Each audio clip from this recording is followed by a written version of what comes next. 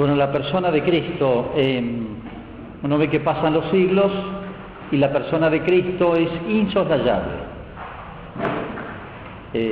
Recientemente todo el tema del Código Da Vinci, llega la Semana Santa y empieza Discovery a pasar documentales, documentados entre comillas, sobre hallazgos sobre Jesús, pero bueno, es un personaje histórico insoslayable y así va a ser hasta el fin del mundo. No se puede prescindir de Cristo, o a favor o en contra de Él, pero es muy importante que todos nosotros no solamente conservemos, sostengamos, profundicemos nuestra adhesión a la persona de Cristo, porque eso ustedes no van a tener ese cuestionamiento probablemente, pero tenemos que saber responder a otros que dudan de la existencia histórica de Cristo, o más que de la existencia histórica de quién es Cristo y qué quiso hacer. Entonces, para que vean que estamos bien fundamentados, como dice San Lucas, lean el Evangelio de San Lucas, cómo comienza, para que veas que tu fe, dice querido Teófilo, está bien fundada, te voy a explicar los hechos de la vida de Jesús, para que veas que esto está tomado testigos oculares.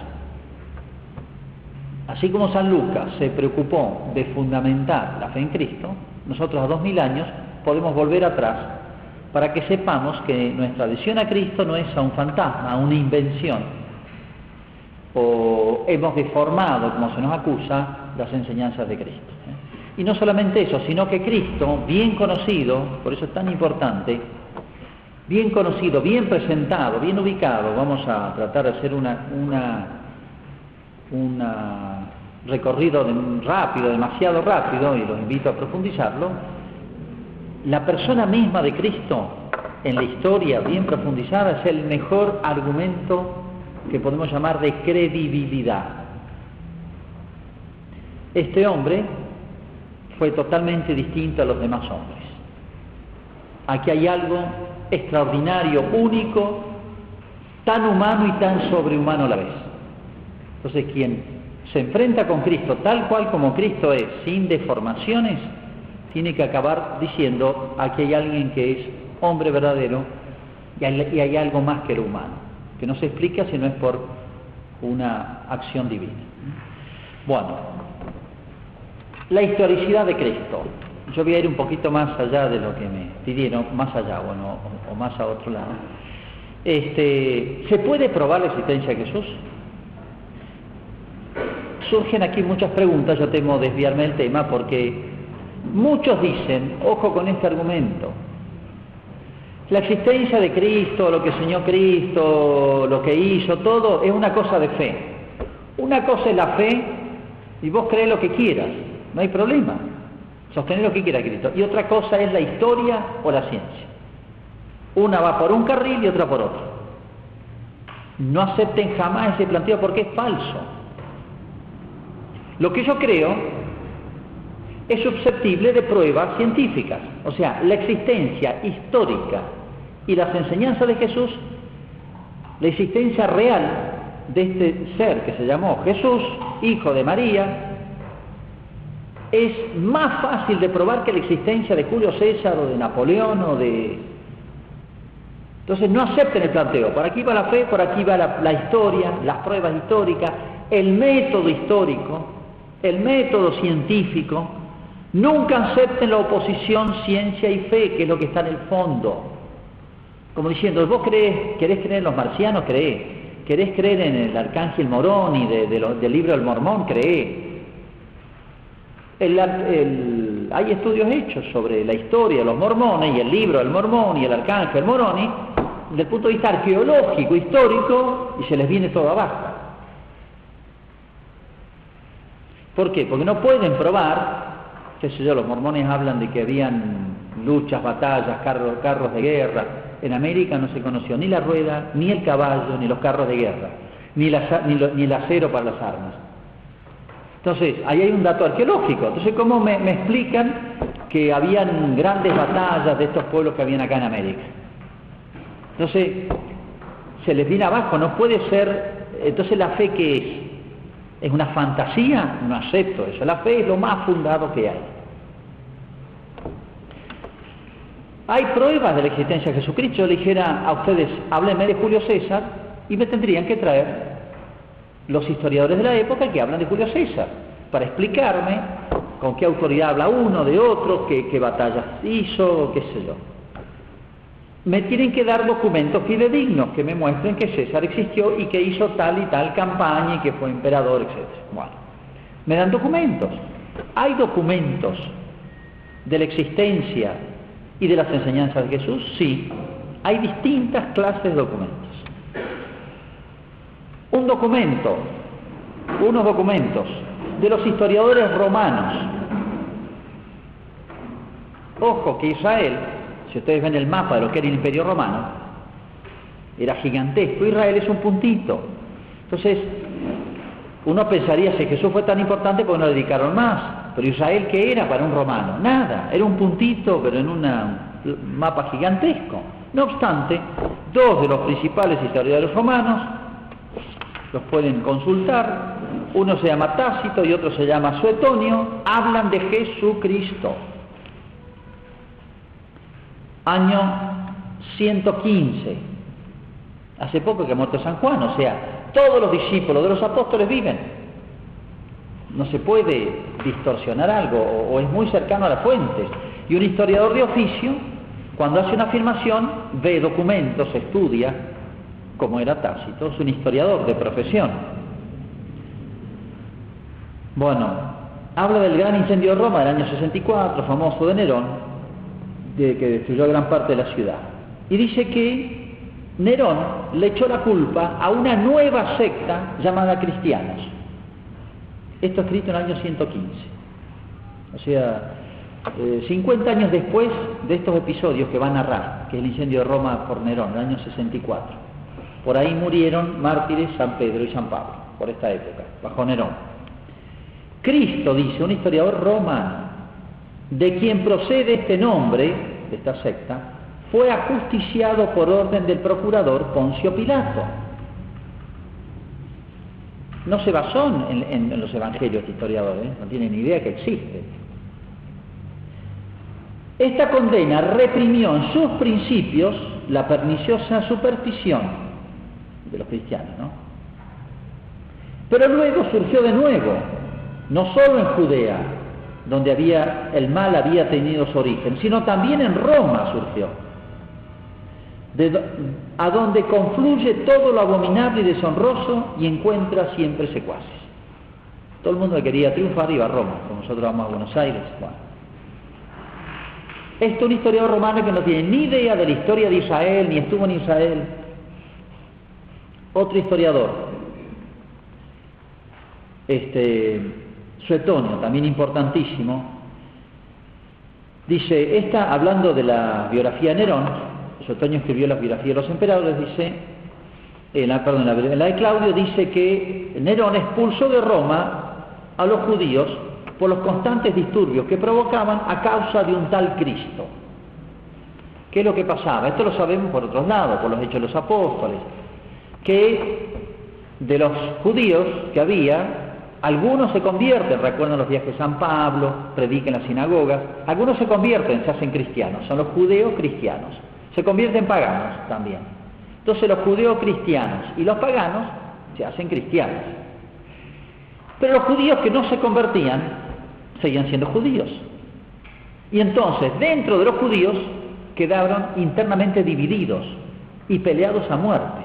Por eso todas las primeras persecuciones vienen de denuncias de los judíos que no se habían convertido contra los que se habían convertido y habían dejado de practicar la religión mosaica y habían comenzado a practicar junto con paganos, lo cual para ellos era abominable, una nueva religión que es la de Cristo. Entonces empezaron conflictos durísimos porque los judíos además tenían barrios propios, comunidades propias. En el barrio empezaba, en la familia, la mitad se convertía, la otra mitad no. Esto nos explica perfectamente el tema. Otra carta hermosísima, es un documento también del 112 más o menos, y es lo siguiente. Hay un problema, hay un gobernador en una zona llamada Bitinia, que es el sur del Mar Negro. Miren qué lejos de Roma. El gobernador de ahí le escribe una carta al emperador Trajano, que era un hombre muy sereno, fue un gran emperador, le escribe una carta porque tiene un problema inédito, no sabe qué hacer. Hay un nuevo grupo, una nueva secta, miren, lejos de Israel es esto, una nueva secta se llama los cristianos, y le describe qué es la secta de los cristianos. Dice, se llama Plinio el Joven, gobernador de Bitinia, dice que se reúnen al amanecer, vienen del campo y de las ciudades para celebrar una especie de ágape, que es la misa, en el cual leen los textos de los profetas, y al final el que preside les habla, les hace exhortaciones morales, y al final comen una comida frugal, dice, cada uno se va a sus trabajos. No hacen ningún mal. ¿Qué hago con ellos? La respuesta de Trajano es importantísima porque le da la política, fija la política de todo el Imperio Romano respecto al cristianismo que iba a ir creciendo. No se los persiga, no se los toque. Pero si son denunciados por alguien y no reniegan, sufren la pena, que era la pena de muerte. Si no había denuncia no pasaba nada, de ahí que bastaba una denuncia para que se iniciaran los martirios. Pero es interesante la consulta y la respuesta. Fíjense de que estamos hablando de lugares muy distintos, y esto dentro de escritores que no tienen nada que ver con la historia de Israel, no han pertenecido a toda esa historia interna de Israel que desembocó en Cristo y los apóstoles, la iglesia naciente. Bueno, estos son romanos. Es muy interesante también el testimonio de un judío que escribe por el año 100. Es un judío muy particular, se llamaba Flavio Josefo. A los 35 años, Flavio Josefo, no se sabe si lo conoció a Cristo o no, pero él a los 35 años fue general del ejército de Israel. Ustedes saben que a pedido de los judíos Roma había anexado, había ocupado Israel. La mitad de los judíos estaban a favor de la ocupación romana, se llamaban los saduceos. La mitad estaba en contra, se llamaban los fariseos.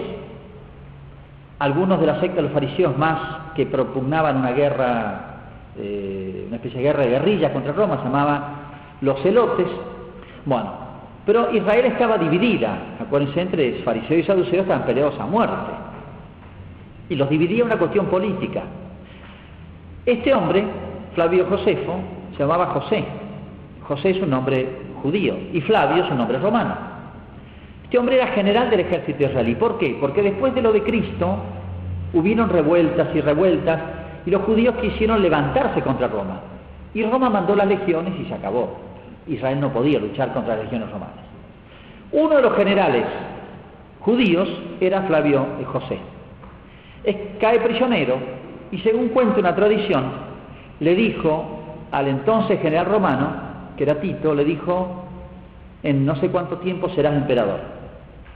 No sabemos si fue una profecía, si fue se tiró un lance con una presunta, una posibilidad, una conjetura. La cuestión es que el emperador, el general le dice: bueno, si soy emperador en 2 años, te hago ciudadano romano y te perdono la vida, y general del ejército romano, y si no, te corto la cabeza. Fue emperador Tito. Entonces Flavio Josefo, que era general judío, se pasa al bando romano, recibe un nombre nuevo, Flavio, de la familia de los Flavios, que era familia patricia, el emperador de la familia de los Flavios, le da el nombre, general romano, y ahora se pone cómodamente una tienda de campaña en el ejército romano a escribir las crónicas de la historia de Israel y las guerras de los judíos. Los judíos lo detestan porque para ellos es un traidor. Bueno, este hombre, que tiene una gran cultura, escribe muy bien, habla de Cristo, y muchas veces habla de Cristo, ¿no? Dice: en este tiempo comenzó su vida pública Jesús. Él no es cristiano, es un historiador, un tipo frío si se quiere, bastante acomodado, que aprovechó bien las coyunturas. Comenzó su vida pública Jesús, un hombre sabio, si es que puede llamársele un hombre. Él no es cristiano. Realizaba obras asombrosas y enseñaba a los hombres, los cuales recibieron gozosamente la verdad. Se ganó a muchos judíos y también a muchos del mundo helénico. o sea, paganos, de cultura griega, helénica. Él era el Cristo. Para que un judío como Flavio Josefo diga el Cristo, en Cristo es en griego, Christos significa ungido, el ungido. En hebreo se dice el Mesías, o sea, el prometido para Israel. Lo dice Flavio Josefo. Él era el Cristo, como diciendo, todas estas señales desembocan en esto. Por indicación de nuestros príncipes, Pilato lo condenó a muerte de cruz. No obstante, sus seguidores no lo abandonaron, a pesar de la muerte, pues se les apareció a los 3 días otra vez vivo, según habían predicho de él esto y otras muchas cosas prodigiosas los profetas enviados por Dios. Y hasta ahora, cuando él escribe, año 90 y pico, no se ha extinguido esta secta, esta facción de los cristianos, así llamados por el nombre de su fundador. Es un judío frío, no es un fariseo ni un saduceo, sino un tipo frío, acomodatillo, como quieran, pero es un testigo único, porque él hace historia, es un historiador. Más bien tendría que tener fastidio con la figura de Jesús, pero se ve que tiene una admiración y ha recogido, porque él va a hacer historia de las guerras judías, ha recogido todos los testimonios. Bueno, datos de los romanos, de los paganos, datos de este judío tan particular, pero es un historiador.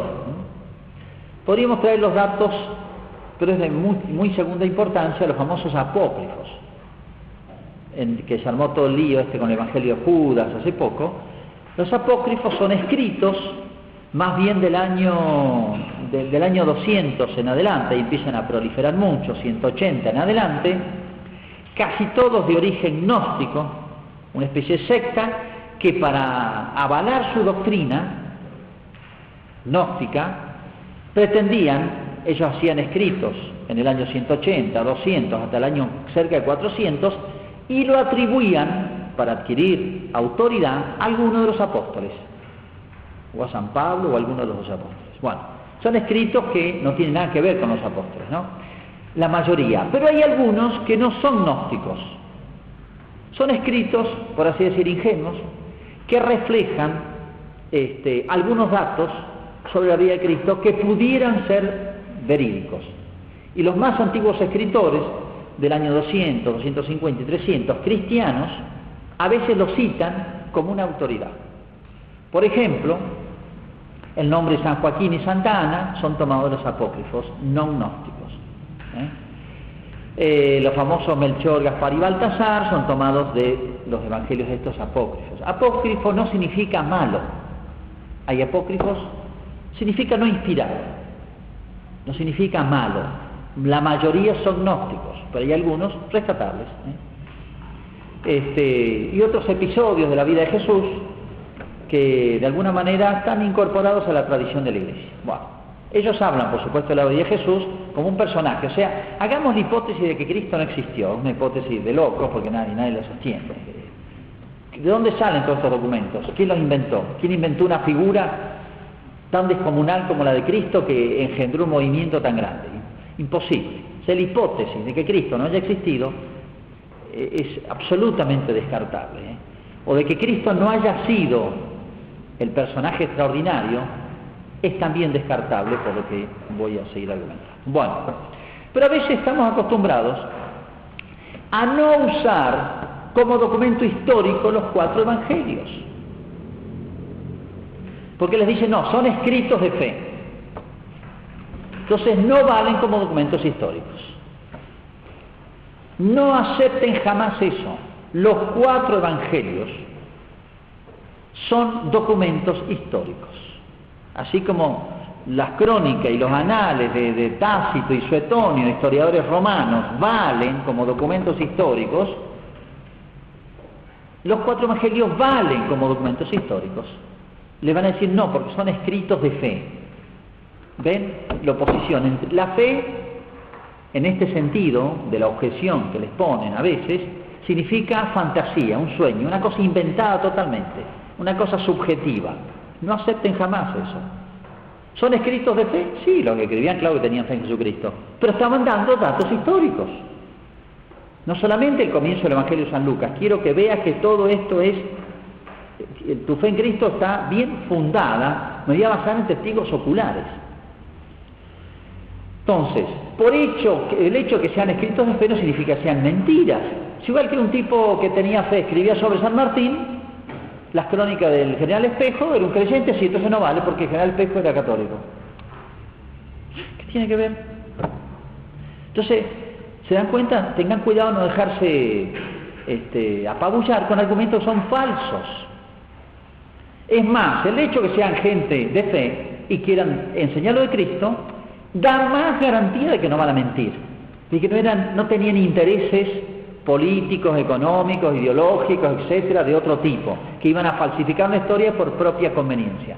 A un ideólogo de hoy yo le dudo todo lo que escribe, todo, porque un ideólogo inventa con toda frialdad, hay que rehacer la historia falsificándola, expresamente lo dicen. Pero un tipo creyente, hay una razón más para decir este tipo es fiel, este tipo no inventa nada, no agrega ni quita. Podría dar más argumentos en favor de reforzar la tesis del valor histórico de los. Por ejemplo, si ustedes leen todos los escritores de la Iglesia del siglo, de los primeros que conocemos, no inspirados, estoy hablando del año 90 en adelante, ya hay escritos que no son inspirados, pero son buenísimos. La carta del Papa Clemente, San Clemente, no está en el canon de la Biblia, en la lista de libros inspirados, pero no significa que sea malo, es del Papa Clemente. Por ejemplo, de ahí en adelante tienen cantidad de escritos, son los escritos llamados de los padres de la Iglesia. Nosotros los estudiamos porque están cerca de las fuentes, son fundamentales, es lo que se llama la tradición. Nosotros nos basamos en la escritura y en la tradición. Si ustedes leen todos los escritos, las cartas de San Ignacio de Antioquía, cerca del año 100, este obispo que va a morir mártir, escribe 7 cartas que se conservan los textos. San Clemente, la Didaje, una cantidad de escritos, de ahí en adelante se van multiplicando. Siempre hay una preocupación y una obsesión. Nadie puede agregar ni quitar nada a lo que enseñó Jesús. Nadie puede agregar ni quitar nada, porque había tanto respeto y reverencia por la persona, los hechos y las enseñanzas de Cristo, que hubiera sido impensable agregar o quitar nada. Hoy, si un historiador argentino, si Felipe Piña, viene a escribirme la historia argentina, yo dudo bastante, aun cuando me diga episodios de hoy. ¿Por qué? Pues son tipo ideólogos a veces. Entonces deforman, ponen una cosa, la ponen, ocultan la verdad, etcétera. Pero acá no. Acá el afán es mostrar todo tal cual como fue. Por eso se habla de la regula fide, la regla de la fe, y el canon, la lista de los libros inspirados o de las verdades de la fe. La regula fide significa aquello que enseñó Jesús y yo adhiero, y esa adhesión se llama la fe. Entonces no puedo inventar nada porque estoy distorsionando y destruyendo la fe. Entonces si hay una preocupación que aparece en todos los escritos antiguos que refleja la Iglesia de ese tiempo, es esa. Nadie puede agregar ni quitar nada. Y podría dar más datos.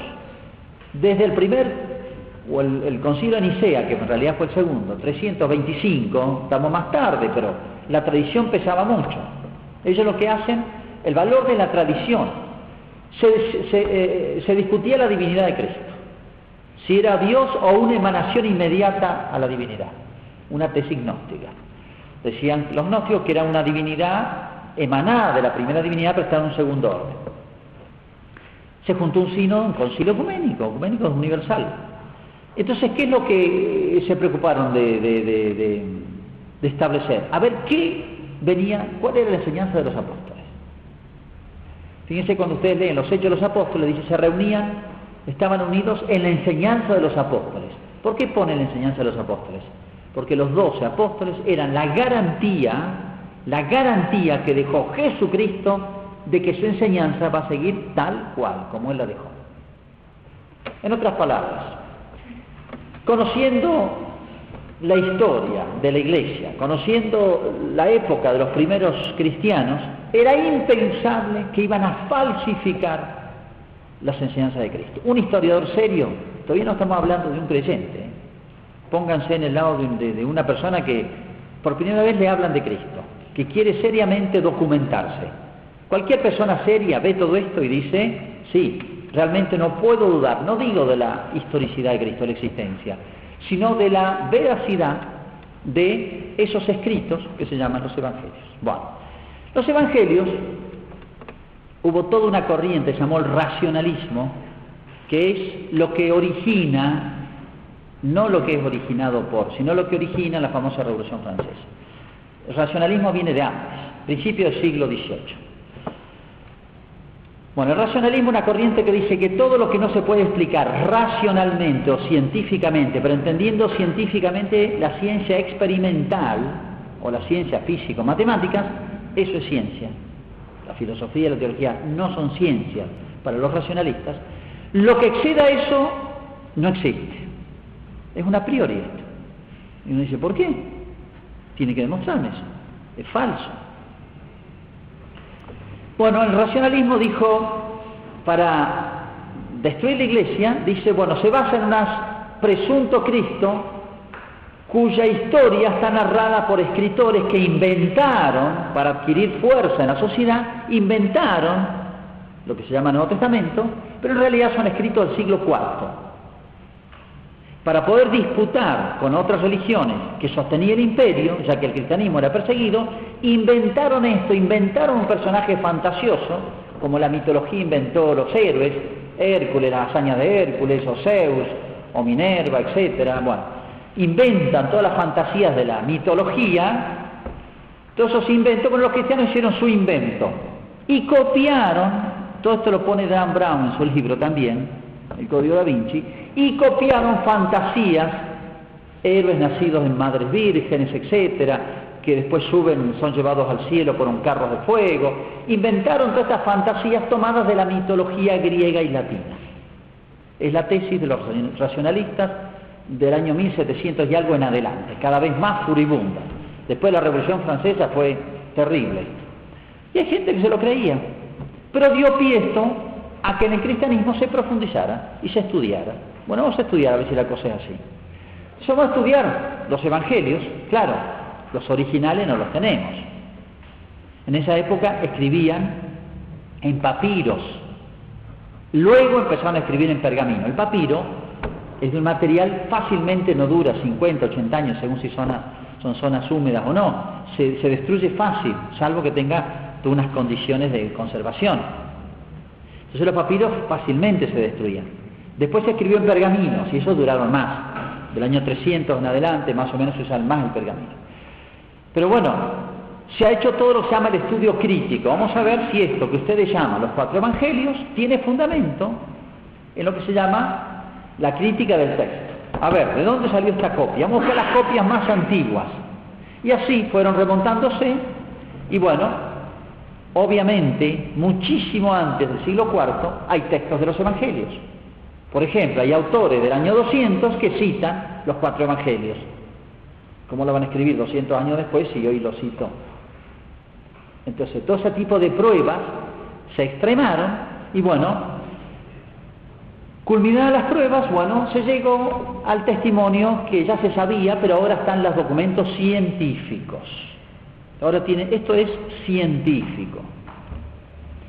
El Evangelio de San Juan, al final del siglo I. San Juan es el último en escribir, para completar los otros 3 evangelios. Lo cuenta el mismo San Ireneo. San Ireneo muere por el 204 por ahí, y él escribe un libro, Adversus Hereses, donde habla del origen de los 4 evangelios. Él fue discípulo, Ireneo, de un discípulo de San Juan. Y San Ireneo nació y se crió en la zona donde vivió San Juan y donde murió, en la zona de Asia Menor. Así que es un testigo fresco. Y dice, San Juan escribió al final, después para completar. Y los otros 3 fueron escritos antes por Mateo, Marcos y Lucas. Y cuenta los detalles. Bueno, pero puestos a estudiar más, se ha llegado a esta conclusión. Fueron escritos antes del año 70. En el año 70 fue destruida la ciudad de Jerusalén por los romanos, por Tito.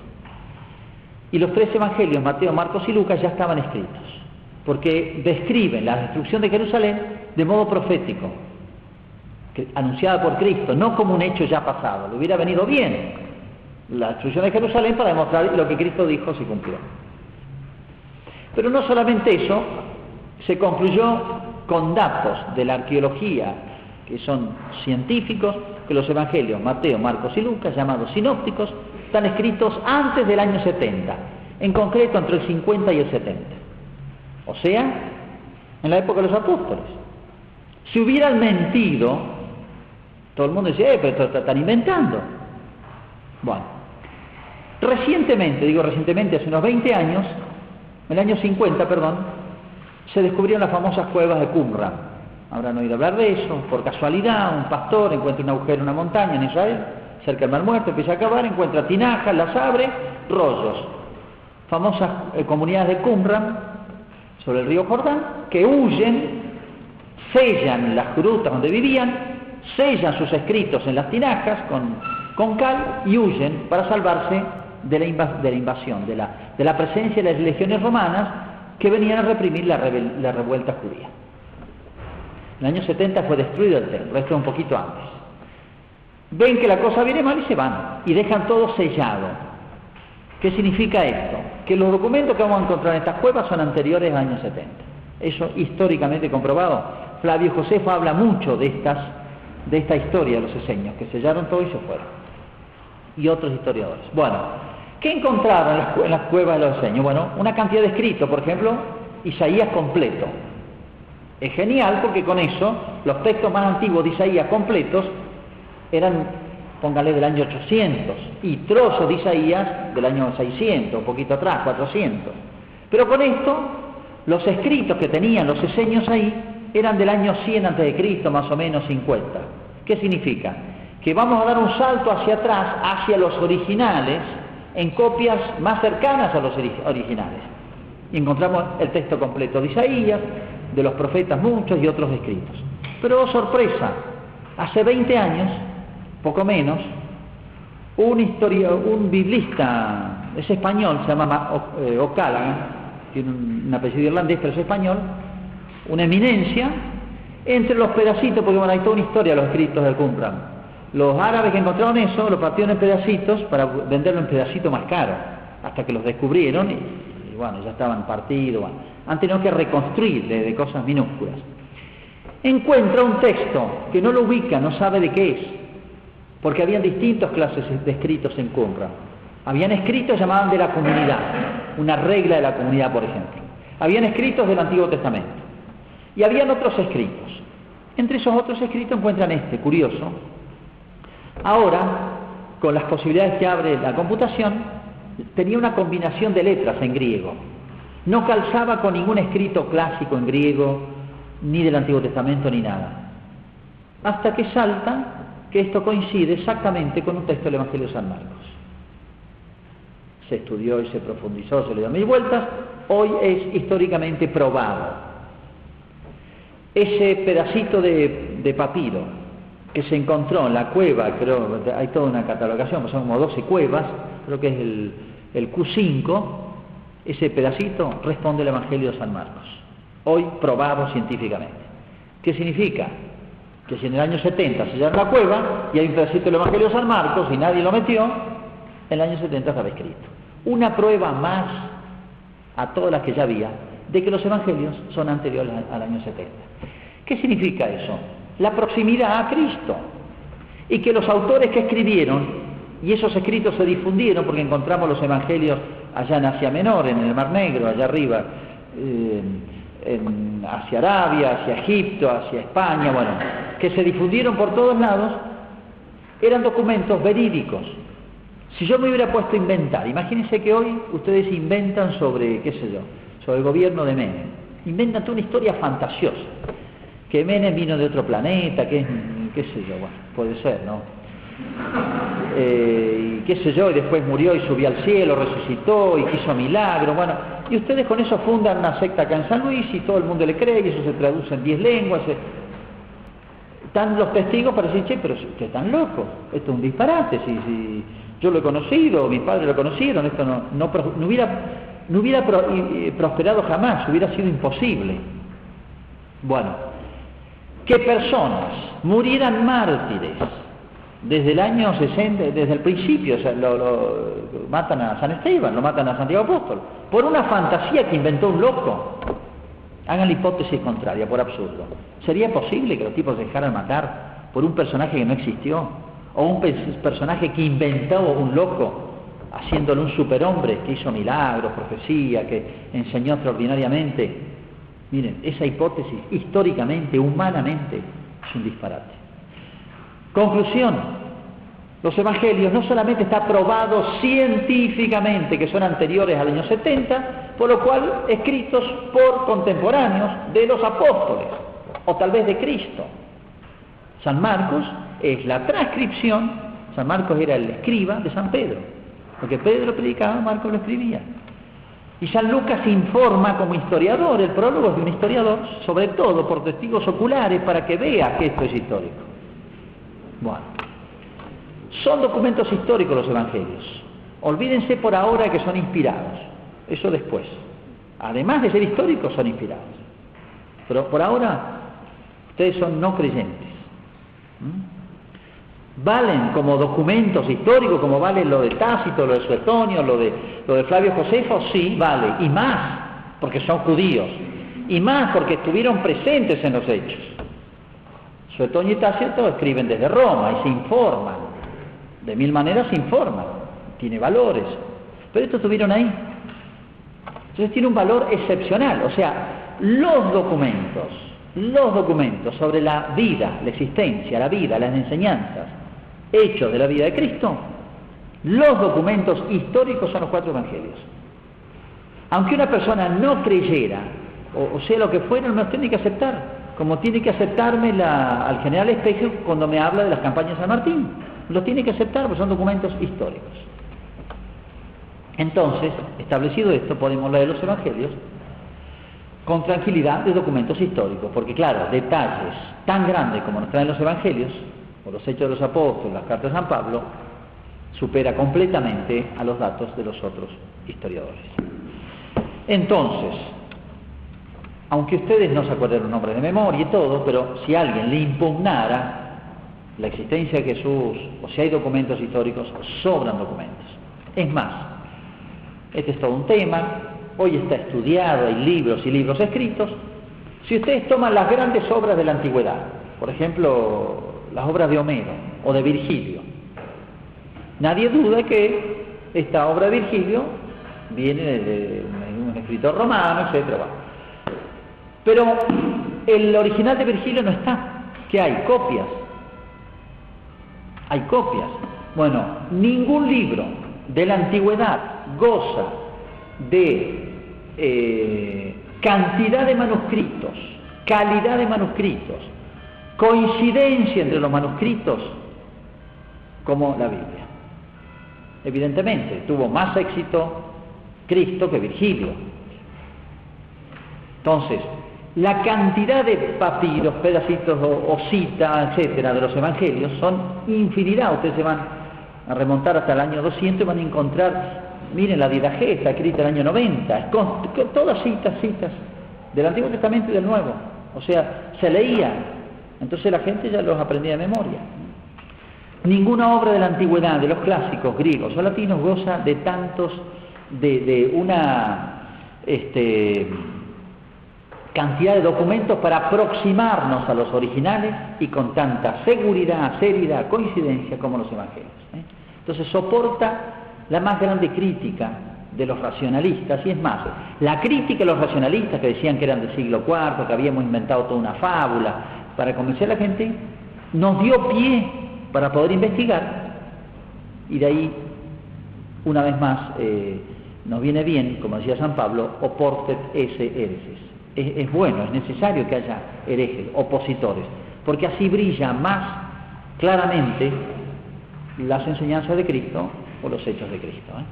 Esto han dado lugar a grandes descubrimientos. Bueno, y ahora, una vez que establecimos la historicidad de Cristo, la existencia, ya tenemos los documentos para llegar a la persona de Cristo, son documentos históricos, hay que tomarlos como documentos históricos. Todavía no los consideran libros inspirados. Y así llegamos a Cristo, a la persona de Cristo.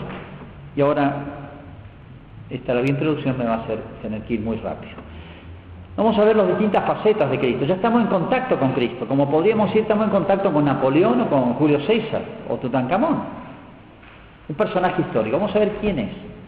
Su figura física.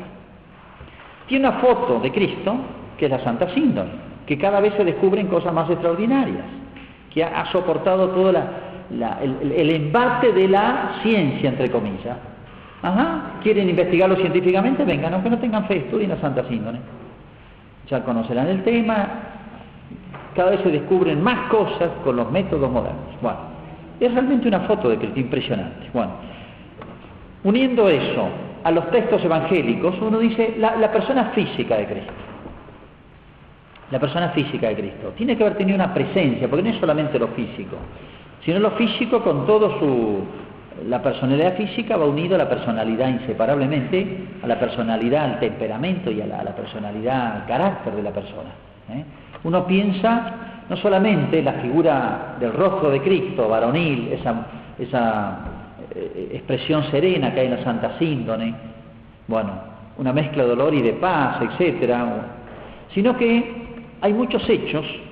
Cristo debe haber sido muy parecido a la Virgen, porque si nos parecemos a nuestros padres, Jesús tenía carnalmente solamente descendencia de la Virgen. Entonces, físicamente Jesús y la Virgen tienen que haber sido muy parecidos. La Virgen, la versión femenina de Cristo tiene que haber sido, ¿no? Una especie de dos caras de la misma moneda, porque no descendía de San José, o sea, toda la herencia genética, por así decirlo, los rasgos eran de la Virgen. Bueno, pero uno lo ve por algunos hechos de los evangelios, no pretenden darme una descripción física de Cristo, ni como un atleta, ni como un competidor, pero hay rasgos impresionantes, la mirada de Cristo, por ejemplo, y piensen, la mirada de Cristo a Pedro, la mirada de Cristo a la multitud airada, y nadie se animó a tocarlo, la personalidad de Cristo, que fascinaba, tenía 30 años, que deslumbró a los doctores, bueno, pero fascinaba su presencia física. Y acá hay que usar un método que es legítimo, y es el siguiente: si en los hombres hemos encontrado esto, ¿cuánto más en Cristo? Sin cualquier hombre. Una anécdota para que nos ayude.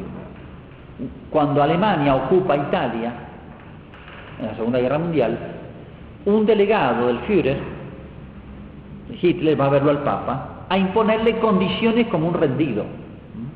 Ocupó militarmente, y bueno, el Estado Vaticano está ahí metido. Lo recibe Pío XII en una sala como esta, entra el delegado del Führer, y Pío XII está solo acá.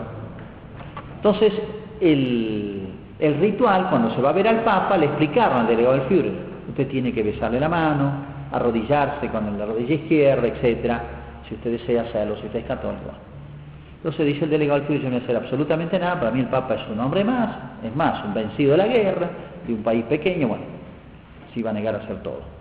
Era impresionante la figura de Pío XII, era imponente. Lo espera ahí, solo, ataviado como Papa. Entra el delegado del Führer, todo el salón así, ¿viste? Cuando está delante de Pío XII, cumple con todo puntualmente, se arrodilla delante del Papa, le besa la mano. Y después se explica que le impactó tanto la figura del Papa, le impresionó tanto que, bueno, es como si hubiera sido llevado por un impulso interior de reverencia. Lo mismo imponía Juan Pablo II, o tuve oportunidad de un par de veces estar con él, hablar con él así. Me había preparado todo un discursito para decirle, qué sé yo, uno queda como sobrepasado por una figura, y uno dice, ¿qué es? No solamente son los rasgos físicos, si es alto, de espalda grande, no se trata de una especie de Rambo, pero es una presencia, no sé cómo decir, físico-espiritual. Si uno dice, si esto se da en el Papa, o la Madre Teresa, también tuve oportunidad, la tuve así a 10 metros, tonto, no me acerqué a hablar con ella, me dio no sé qué, y uno la ve y dice, esta es la Madre Teresa, bajita así, toda chiquitita, toda encorvadita, arrugada, así.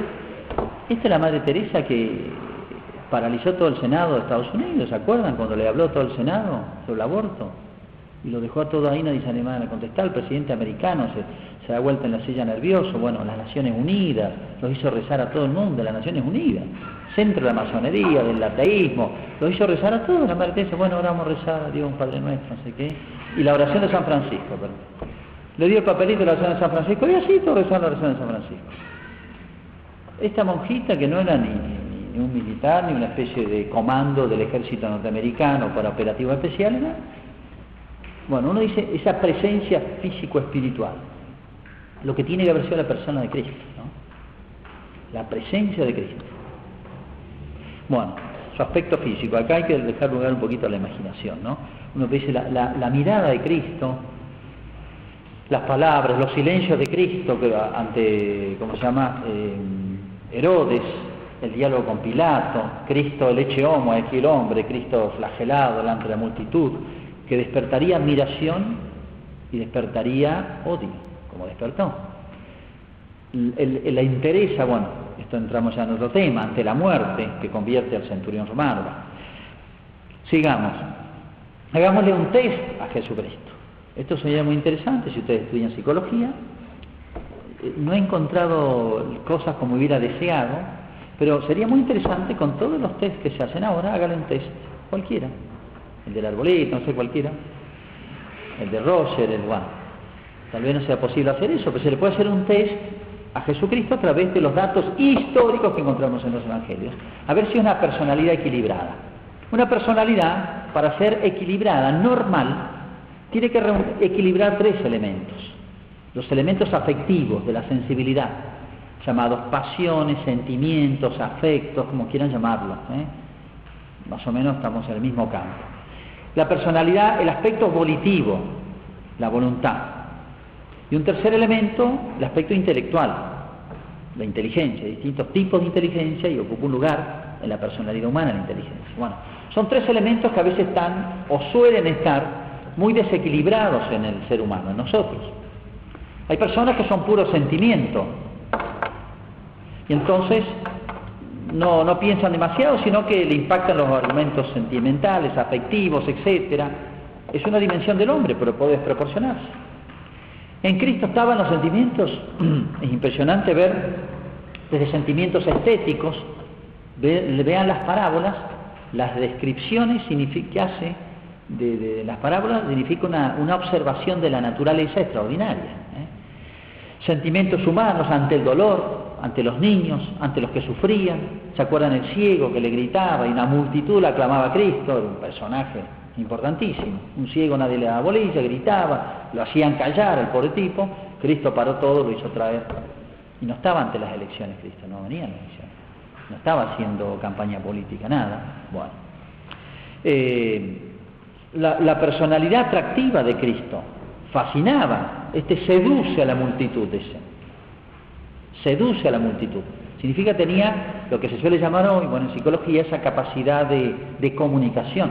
Hay personas que tienen difícil la capacidad de comunicación, no se dan a entender, no se dan a conocer, no saben expresarse lo que quieren decir, ni los sentimientos. Entonces, Cristo, que bien supo expresarse, eso habla de una personalidad afectiva, la alegría, que es esa paz y alegría, que es un signo de salud del alma, la misericordia, piensa en la viuda de Naín, la mujer pecadora, Lázaro, las lágrimas de Cristo ante Lázaro, ante la pasión, faltan 5 días. Y Cristo es capaz de tener la sensibilidad de pensar en los demás, llorar. La valentía en la sinagoga de Nazaret, cuando lo llevan para despeñarlo, él solo. Los apóstoles se desaparecieron, como solía ocurrir. Solo lo llevaron para despeñar y ese se abrió paso entre ellos y nadie lo tocó. Bueno, la nobleza, defender a sus amigos, cuando si viene a buscarme a mí, defender a ellos, le habían fallado y sin embargo sentimientos de nobleza. Todo lo que podemos llamar la personalidad afectiva de Cristo, la relación con su madre, en la cruz, es hermosísimo, en medio del dolor, pensando en su amigo Juan, fiel, la amistad fiel, noble de San Juan, en la Santísima Virgen, que va a quedar sola, es el hijo el que sufre, es el que necesita. Bueno, podríamos seguir explicando la capacidad de atraer a los niños. Significa eso, los chicos tienen ese instinto de percibir cuándo van a ser bien recibidos o no. Eso que atrajera a los niños y querían apartarlo, dejar que los niños vengan a mí. Bueno, la personalidad volitiva, o sea, la capacidad de proponerse algo y seguirlo adelante, que depende de la voluntad. Hay personas que son puro sentimiento y por eso tienen entusiasmo, se entusiasman excesivamente, lo dejan al día siguiente, pisan de nuevo. es típico de una personalidad adolescentil. Una persona madura se mide por eso, capaz de asumir grandes responsabilidades y llevarlas hasta el final y hasta la muerte. Eso significa una gran voluntad. Vean el itinerario de la vida de Cristo, desde que está en el templo de adolescente hasta la muerte en la cruz. Debo ocuparme de las cosas de mi Padre. Véanlo como no creyente, insisto, a Cristo. Estoy tratando yo de convencerles. Entonces, véanlo a Cristo como quien por primera vez le presenta la figura de Cristo.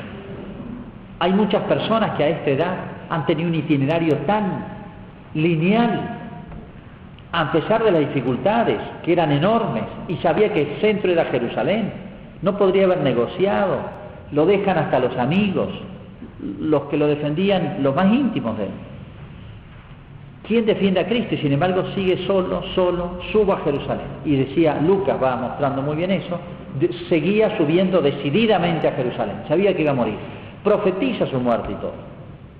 Y sin embargo no lo doblegó nada, en el huerto se quejó hasta los dolores del alma, y esto es histórico, y sin embargo podría haberse escapado, sí, tuvo 1000 oportunidades, siguió hasta la cruz, hasta el consumatum est. Han visto una voluntad más tenaz, firme, etcétera, que no negocia, que no se quiebra, que no duda, que no vacila. Todos los apóstoles vacilaron, todo se viene abajo. Él sigue adelante. Unan a lo anterior, a ese equilibrio afectivo. Y en lo intelectual es deslumbrante. De los 12 años deslumbró a todos, dice, los tenía fascinados con sus preguntas y sus respuestas.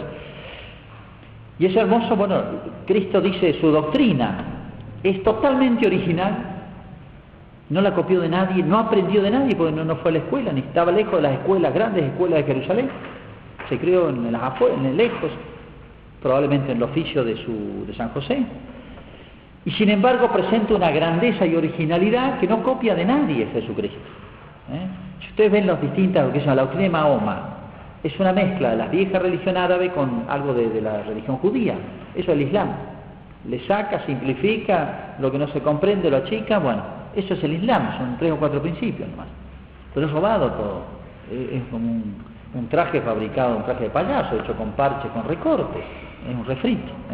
Bueno, la doctrina de Cristo es totalmente original, nuevísima, y no está en contradicción con el Antiguo Testamento, como la culminación de una semilla, de una planta que llega a su esplendor.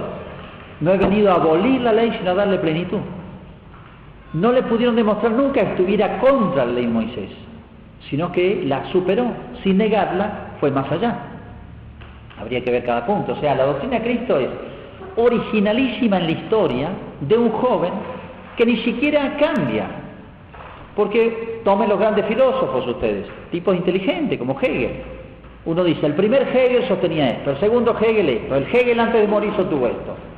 El mismo Lutero cambió como 3 o 4 veces la doctrina de la Eucaristía, porque él iba más o menos armándola, tratando de ser una cosa coherente.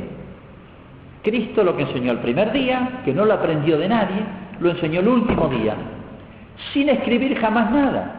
La única vez que escribió fue en el piso, ¿se acuerdan? No se sabe ni lo que escribió, con el dedo, cuando la mujer pecadora. Nunca escribió nada, enseñaba oralmente. Y su doctrina no solamente es totalmente coherente, sino que se ha conservado generaciones y generaciones.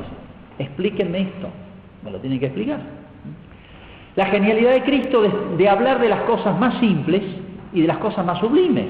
Se metió en los temas más complicados Cristo, en los que nadie se había metido.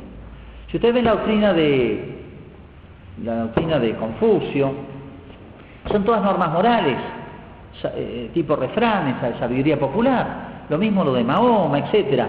Son esas cositas que, bueno, el sentido común puede ir descubriendo, ¿no? No hagas a otro lo que no te gusta que te hagan a ti. Ese tipo de cosas. Pero Cristo se metió en los grandes misterios de la Santísima Trinidad. ¿Quién habló de la esencia de Dios, de las cosas más íntimas de Dios? Nadie se metía, porque ¿cómo hacían para acceder a eso? Del más allá, del juicio final, habló del futuro, habló del origen del mundo y del fin del mundo. Habló del ser humano. Nadie habló más profundamente del misterio del hombre como Cristo. En otras palabras, abarcó todos los temas. Jamás se pueden encontrar contradicciones. Jamás varió su doctrina, como diciendo, en esto me equivoqué, cambié de punto de vista. Jamás escribió nada. Fue coherente en lo que enseñó, no tomó de nadie y sin embargo todo se conservó y se conserva. Bueno, fíjense en la historia si encuentran un caso parecido, no igual. Bueno, no solamente la coherencia, hablar de temas más sublimes y más cotidianos, etcétera, sino la manera de enseñar.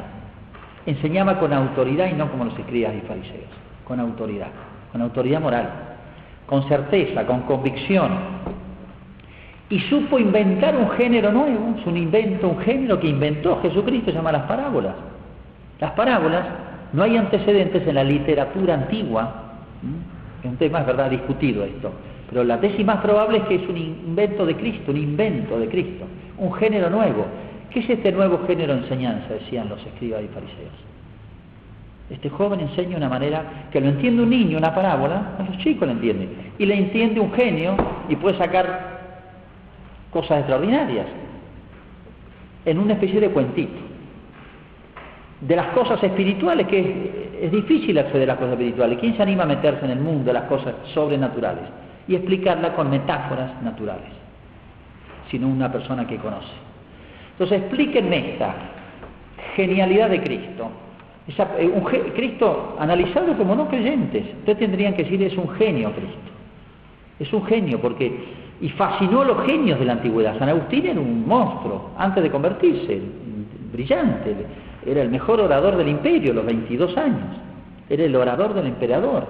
Tipo fascinado por la doctrina de Cristo, leyendo los evangelios. Los genios han descubierto que acá hay un genio más grande que ellos. Y acá hay una cosa curiosa, Guardini ha escrito cosas muy lindas sobre esto, dice, los genios son todos medios raros. Los genios, los intelectuales son todos medios chiflados. Eso es cierto. Estudien, no quiere decir que todos los chiflados sean genios. Bueno, pero genios son todos medios locos, medios excéntricos. Leonardo da Vinci era un genio y era totalmente excéntrico. Bueno, hacían cosas raras, y eso pasa. Hay como una personalidad, está tipificada, está estudiada, está descrita del genio. Hacen excentricidades, les falta sentido común, son torpes, no saben comunicarse con los demás, son odiosos. Einstein era un loco, Einstein. Está divertido, porque hace poco remataron las cartas de Einstein. Las cartas que le escribía a su esposa, vivía con su esposa, ¿no? Le escribía cartas y la mujer le contestaba las condiciones que le pudo para permanecer junto con él. Que nunca le hable mientras le comía. Que jamás, era un reglamento que no sé cómo le aguantó, era la tercera mujer, no sé qué. Bueno. Era un loco, era un genio, pero era un loco. Bueno, Cristo era un genio y tiene un equilibrio de su voluntad y de su afectividad y sus sentimientos, etcétera, que uno dice, acá se juntan cosas. Porque no basta decir, tiene una gran sensibilidad, tiene una gran voluntad. Hay tipos son pura voluntad, pero no tiene cabeza. Le meten de cabeza, pero no la piensan después, que meten la pata, pero tiene una voluntad de hierro, siguen. No tienen criterio. Bueno, en Cristo está todo. Inteligencia especulativa y práctica, prudencia. ¿Se acuerdan la cantidad de veces que lo quieren poner en apuros? Le traen a esta mujer. La ley de Moisés manda apedrear a las adúlteras. Esta mujer ha sido sorprendida en adulterio. ¿Qué haces? Cualquier respuesta, Cristo iba a errar. Decían, no la lapiden, no la maten, está contra la ley de Moisés, porque efectivamente mandaba ejecutar en el lugar a las personas que habían sido sorprendidas en adulterio, con 2 testigos. Este es el caso. Si decía, no la ejecuten, va contra la ley de Moisés. Si decían, mátenla, mira, este es el que predica la misericordia, el perdón, y mandó matar a esta mujer, se le iban a reprochar hasta el final. ¿Sí, Cristo? Genial. Y acá estos tipos venían, no le interesaba ni la mujer, ni la ley de Moisés, le interesaba sorprender a Cristo en algo. Y Cristo, genial, la respuesta de Cristo. El que no tenga, no dice que no la maten, el que no tenga pecado tira la primera piedra.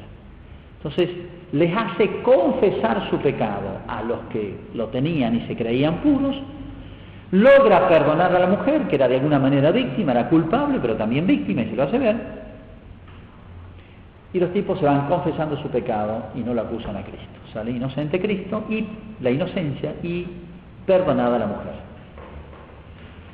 Logró todo de un saque con una frasecita y no le dieron tiempo para pensarla, para estudiar el tema, para la respuesta. Entonces uno ve, muchos casos le presentan así, lo de la moneda. Entonces, Cristo no era un profesor así de especulativo, de escritorio, sino cómo sabía resolver los casos prudencialmente, genialmente, casos imprevistos, rápidos, dificilísimos, y muchos otros, ¿no? Bueno, entonces estudiemos la personalidad psicológica de Jesús, y les invito a los que estudian psicología que lo estudien, agarren todo el método de la ciencia de la psicología seria, moderna, y aplíquenlo a Cristo, y realmente refleja una personalidad extraordinaria, un equilibrio de esto. Creo que Cristo supera el test de equilibrio, de madurez, etcétera, humana. Es más, hay que concluir, miren, todo esto no se explica, es un hombre extraordinario, y no se explica, porque no hay un hombre que logre tanta integridad a esta edad. Es un joven Cristo de 30 años. Vamos a la personalidad moral o espiritual de Cristo. Las virtudes. Agarren una por una las virtudes teologales, las cardinales, y si quieren, si no son creyentes ustedes, dejen las teologales. Tómenme las 4 cardinales de las que hablaron los antiguos: prudencia, justicia, fortaleza y templanza. Véanlo a Cristo en acción. La prudencia de Cristo, la serenidad, la fortaleza, la templanza, especialmente en la pasión. Ni se deslumbró en los éxitos. Toda la primera etapa de la vida de Cristo son éxitos y éxitos. ¿Se acuerdan que se escapa porque lo quieren hacer rey? Podría haber sido un hombre llevado por su amor propio y gusto de la vanidad y que lo aplaudieran, etc. Sin embargo, se esconde, les reprocha que lo buscan mal, desinteresadamente. Ustedes me buscan porque llenan el estómago. Buscad bienes espirituales, le dice Cristo. Y dice, desde entonces, después de esa disputa, muchos ya no lo siguieron. Y le dice a San Pedro, ¿ustedes también quieren irse? Fíjense que admirable, no es un hombre que busque aduladores. Véanlo en la pasión, donde más se conoce una persona es en la prueba. Ahí se conoce lo que una persona es. Por eso quiso padecer. Véanlo en la pasión de punta a punta. La serenidad de Cristo, las frases de Cristo, la prudencia, no hay una palabra de más. Cuando nosotros nos ponen en apuros, si a veces basta una discusión, a veces basta una pequeña humillación y una herida, para que uno salte y después diga, metí la pata, se me fue la mano, me enojé de más, dije lo que no quería decir, esa palabra no quise usar, no, bastan cositas chiquitas para que uno se descontrole. Fíjense lo que fue la pasión de Cristo, Y sin embargo, vean si encuentran una palabra de descontrol de Cristo, de falta de prudencia, de templanza, de fortaleza, los silencios de Cristo, las palabras de Cristo, la nobleza de Cristo. Tanto es así que al morir deslumbra. Nadie había muerto como este hombre. Las palabras de Cristo en la cruz, todos insultaban, blasfemaban. Imagínense lo que tiene que haber sido las ejecuciones. Si una cancha de fútbol, lo que escuchamos, imagínense una crucifixión, porque no meten un gol o porque el referee tocó mal, cobró mal algo, ya se armó un... Bueno, imagínense lo que tiene que haber sido una prueba de esas. Las 7 palabras de Cristo en la cruz son su testamento y su expresión más grande, como decía San Agustín. No solamente fue la cátedra de un maestro, las últimas palabras de la cruz, sino el ejemplo de un santo. Tanto es así que el encargado del pelotón de ejecuciones, acostumbrado a ejecutar uno, otro, imagínense, era un oficio, una especialidad dentro del ejército romano. Lo ve morir y dice, verdaderamente este es el Hijo de Dios. Genial la conclusión. Nadie enfrenta la muerte con esa grandeza. Entonces, si por el equilibrio humano de Cristo decimos, este no es humano, es extraordinariamente humano, pero sobrehumano, la personalidad moral de Cristo no tiene que decir, acá hay algo exquisitamente humano, porque la virtud es la perfección de la naturaleza, pero acá hay algo que no se explica por lo humano, acá hay algo divino. Y damos otro paso más, los milagros de Cristo. Los evangelios son libros históricos, aunque cuenten milagros contra los racionalistas. Cada vez que ven un milagro hay que explicarlo de otra manera, decían ellos. Entonces, en la multiplicación de los panes, lean las explicaciones de los racionalistas. Hoy nos dan risa. ¿Cómo hizo Jesucristo para hacer, por más que hayan estudiado con el mago no sé cuánto y Copperfield no sé cuánto, háganme la multiplicación de los panes y a ver, hagan un truco, a ver. Entonces la explicación que da algunos racionalistas que a priori niegan el milagro dicen esto. Jesús le dijo a los apóstoles: che, muchachos, pónganse pan casero, como era en la buena época, abajo de las túnicas, tenían las túnicas. Entonces llévense, imagínense cómo irían los apóstoles. Tuvieron que comer a 5.000 tipos. El olor a pescado que tendrían sido, pero tenían que llevar pan y pescado, escondido en las túnicas, y que nadie se diera cuenta. Entonces cuando Cristo hizo eso, empezaron a salir de abajo, y 12 apóstoles, resulta que le dieron de comer pescado y pan a 5.000 tipos y sobraron canastas. Entonces, ¿cómo explican este truco de Cristo? Las bodas de Caná, ¿qué habían hecho los apóstoles? La explicación de los racionalistas. Jesucristo había, no sé de dónde, había inventado el mosto concentrado. Entonces las tinajas pusieron como si fueran cubitos de Suiza, eso, de caldo, de vino concentrado. Entonces le echaron el agua, salió vino. Entonces era un truco de Cristo, le echó el agua y salió vino concentrado en cubitos. Ahora, ¿y eso de dónde? Me tienen que demuéstrenmelo, no hay problema, ¿eh? Pero demuéstrenmelo que existía el vino concentrado y que de hecho lo pusieron los apóstoles. Pruébenme eso. Entonces las explicaciones de los racionalistas son tan disparatadas que es mucho más fácil explicarlo por un milagro.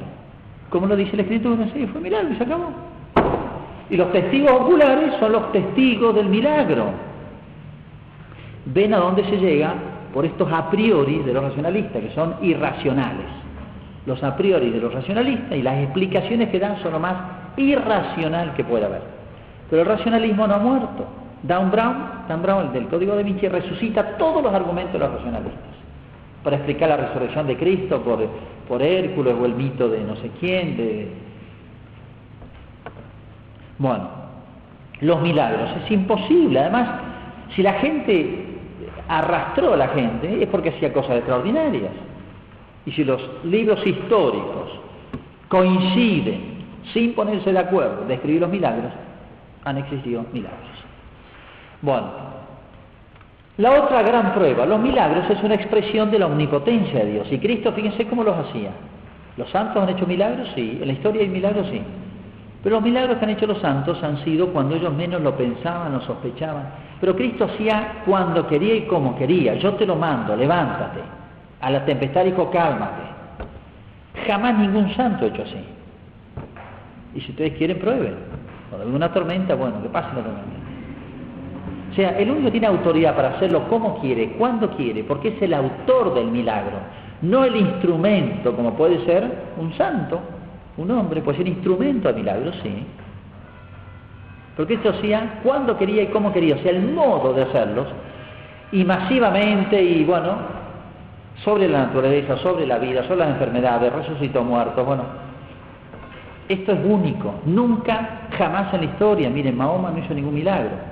El único milagro que cuentan de Mahoma, dice que hizo entrar la luna por una manga de la túnica y le salió por la otra. No sé ni para qué, porque son de estupidez, además, no sé. Lo dice, no sé, pero es ridículo, son esas cosas totalmente ridículas. Bueno, pero búsquenme otro, a ver, que históricamente pueda probarme milagros. El milagro no es otra cosa que expresión visible de la omnipotencia divina. Y las profecías sobre Cristo, vieron que constantemente dice, para que se cumplieran las Escrituras, para que se cumplieran los profetas. Tuvo profetizado la vida de Cristo, pero todos los rasgos, y de la pasión hasta los detalles. ¿Se acuerdan ustedes? No le quebrarán sus huesos, se repartirán sus vestiduras, le atravesarán el costado, todas cosas que eran profetizados 1500 antes de Cristo, o más. El Génesis, allá, Él te aplastará la cabeza, etcétera. Bueno, es una profecía eso, del Génesis. Bueno, profecías que recayeron sobre Cristo y profecías que Cristo hizo unas inmediatas para demostrar a los apóstoles que créanme, qué sé yo, voy a Jerusalén donde seré condenado. Describe la pasión, la muerte y la resurrección 6 meses antes, 2 o 3 avisos a los apóstoles, todo ocurrió tal cual. Y después detalles, ir a tal lugar, van a encontrar un burro, un hombre con un cántaro, le da señales a los apóstoles inmediatas ahí en la pasión, como para reforzarles la credibilidad y que no flaquearan. Bueno, hasta señales o profecías de Cristo que están por cumplirse, como la resurrección de los muertos, la segunda venida de Cristo, etcétera. Están por cumplirse, están en el credo. Entonces, sobre Cristo recayeron profecías y Él profetizó. ¿Qué es esto? Sino expresión de la omnisciencia de Cristo, de Dios. solo de Dios. ¿Quién ve el futuro? No como una conjetura, tiro 10, por ahí la pego en una, no, eso no es profecía. Lo que digo se cumple y tal cual, y no deja de cumplirse. Eso es profecía auténtica. Solo Cristo en la historia, o hacia Cristo, se ha dado de esta manera. Bueno, entonces, el milagro y la profecía son dos expresiones, dos muestras de que Cristo no es solamente un hombre, sino que es alguien más. Tal cual como él lo decía, es el Hijo de Dios. Hay que creerle en lo que dijo, porque tiene autoridad moral. Por eso Cristo, después que resucita, su última gran profecía y milagro juntos, la última gran prueba que da es su resurrección.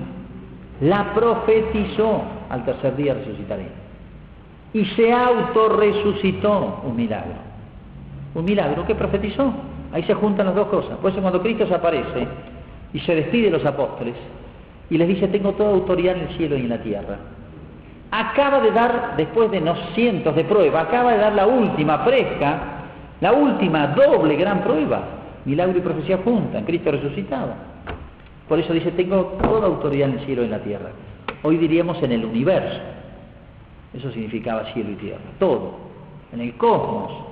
Tengo autoridad, Entonces ahora vayan por todo el mundo, enseñen lo que yo he enseñado, bauticen y hagan cumplir lo que yo les he mandado. Ahí da el mandato a los apóstoles, como diciendo: tengo autoridad para mandar, no humana, sino humano-divina. Ese es Jesucristo. Y si quieren la última prueba, Jesucristo en la historia.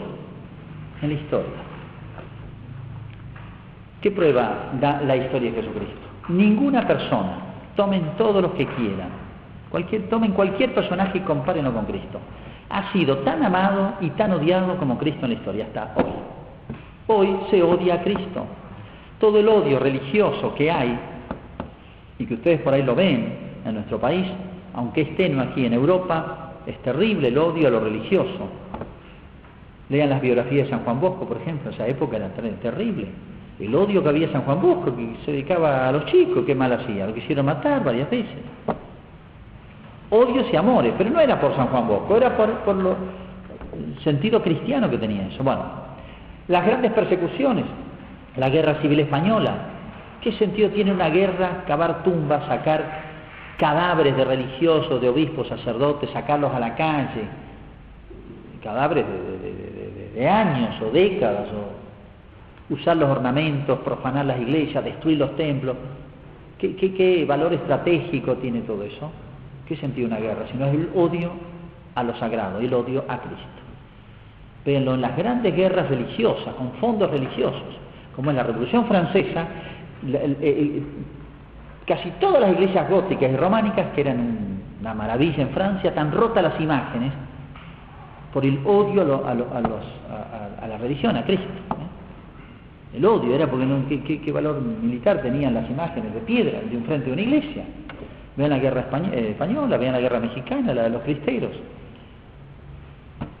Entonces, nadie más odiado en la historia, pero ¿qué pasa con Cristo? Si hace 2000 años que no los molesta. ¿Por qué no se las agarran con Nerón? ¿Por qué no se las agarran con algún, qué sé yo? Es Cristo en el fondo. Nadie más odiado ni más amado. Hoy, ¿cuántos jóvenes quieren consagrar su vida y entregan su vida y mueren mártires por Cristo? Se podría leer todas las biografías de los mártires del siglo XX. Por Cristo mueren. ¿Cómo? ¿Quién muere hoy por Julio César? ¿Quién muere hoy por Napoleón? ¿Quién muere hoy por Tutankamón? Y por Cristo muere gente hoy. Entonces Cristo está vivo en la historia.